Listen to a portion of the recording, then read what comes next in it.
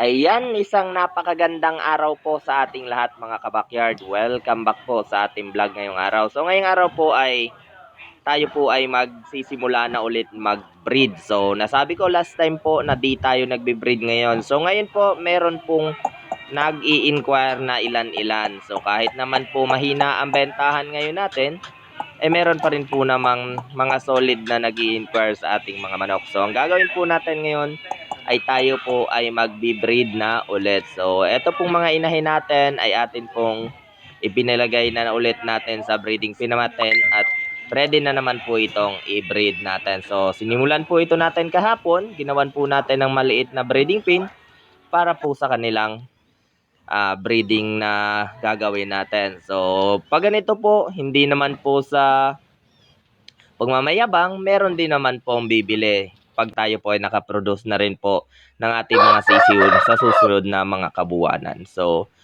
kumusta naman po kayo dyan? May benta pa po ba tayo dyan sa mga backyard racer po? Backyard breeder ng mga manok? Sa mga farm owner, kumusta naman po?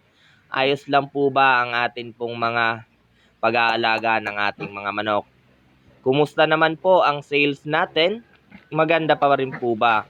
Sa lugar po nyo dyan, banda, ayos pa rin po ba ang bentahan?